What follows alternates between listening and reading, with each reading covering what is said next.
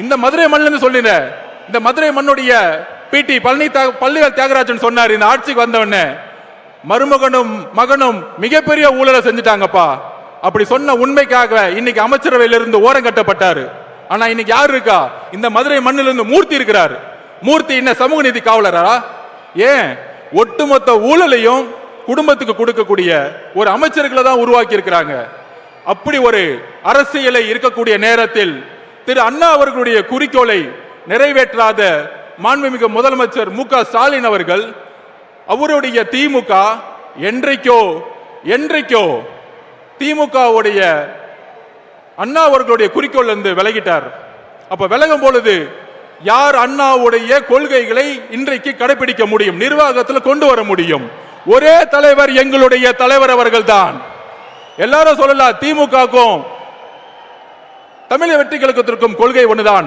அறிஞர் அண்ணாவும் புரட்சி தலைவர் எம்ஜிஆர் அவர்களும் ஏழ்மையும் சமத்துவத்தையும், ஏழ்மையை ஒழிக்கணும், சமத்துவத்தை உருவாக்கணும் தான் கட்சி ஆரம்பிச்சாங்க. அதுக்கப்புறம் இன்னைக்கு அதிமுக எந்த நிலைமையில இருக்கு? அண்ணா அவர்களுடைய குறிக்கோள் வந்து திரு மு.க.ஸ்டாலின் அவர்கள் விலகிட்டாரு.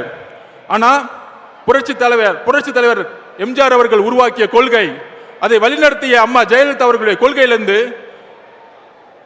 தடமாறி இன்னைக்கு பிஜேபியோட உறவு வச்சுக்கிட்டு தமிழகத்துல பிஜேபியை இன்னைக்கு பின்புற வாசல் வழியாக அதிகாரத்தை அடைகிறதுக்கு அதிமுகவுடைய இன்றைய தலைமை எல்லா முயற்சிகளும் செஞ்சிட்டு இருக்கு.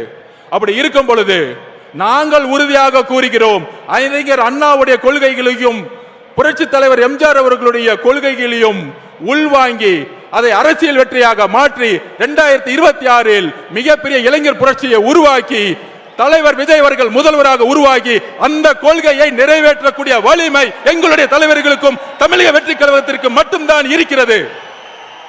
இதற்கு தான் எங்களுடைய பதில். இன்றைக்கு பிஜேபி எந்த அளவிற்கு பின்புற வாசல் வழியாக இல்ல, முன்புற வாசல் வழியாக நேற்று கருப்பு சட்டம் 30 நாள்ல ஒரு குற்றச்சாட்டுனா ரிசைன் பண்ண சொல்றாங்க. அந்த அளவிற்கு கருப்பு சட்டத்தை மாநில சுயாட்சிக்கு எதிராக பிஜேபி தன்னுடைய கொள்கைகளை உள்வாங்கி கொண்டிருக்கிறது. அண்ணா 1967 அண்ணா அவர்கள் கூறியது போல, தலைவர் அவர்களே தம்பிங்களை அலையுங்கள், தம்பி தலைமை ஏற்கவா, மன்னராட்சியை ஒழிக்க தம்பி தலைமை ஏற்கவா, மதுரை மண்ணிலிருந்து புறப்படுவோம், மதுரையை எப்படி பாண்டிய மன்னர்கள் மக்களுக்கான ஒரு அரசை உருவாக்கினாரோ அப்படி ஒரு அண்ணா அவர்களை கூறியதை போல ஏழைகளுக்கான அரசாக, ஒரு நேர்மையான அரசாக உருவாக்க எங்கள் தலைவரை நாங்கள் அழைக்கிறோம்.